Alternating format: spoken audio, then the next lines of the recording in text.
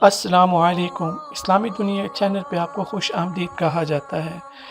مزید اسلامی واقعات اور بیانات کے لیے ہمارے چینل کو سبسکرائب کرنا مت بھولیے اور لیٹسٹ اپڈیٹ کے لیے بیل آئیکن پر کلک کرنا مت بھولیے۔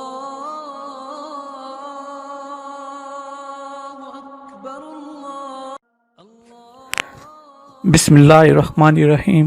السلام علیکم اسلامی دنیا کے سامعین، آپ سب کیسے ہیں؟ امید ہے کہ آپ سب ٹھیک ٹھاک ہوں گے۔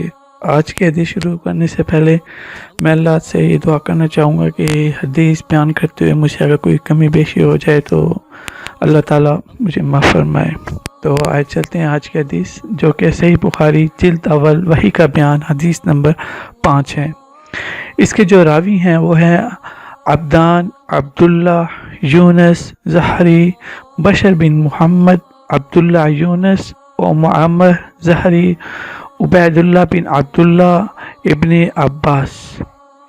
حضرت ابن عباس رضی اللہ عنہما روایت کرتے ہیں، فرمایا کہ رسول صلی اللہ علیہ وآلہ وسلم سب سے زیادہ سخی تھے، اور خاص طور پر رمضان میں جب جبرائیل علیہ السلام آپ صلی اللہ علیہ وآلہ وسلم سے ملتے تو آپ صلی اللہ علیہ وآلہ وسلم سب لوگوں سے زیادہ سخی ہوتے تھے، اور جبرائیل آپ سے رمضان کی ہر رات میں ملتے اور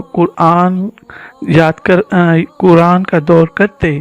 نبی صلی اللہ علیہ وآلہ وسلم بہلائی پہنچانے میں ٹھنڈی ہوا سے بھی زیادہ سخی تھے۔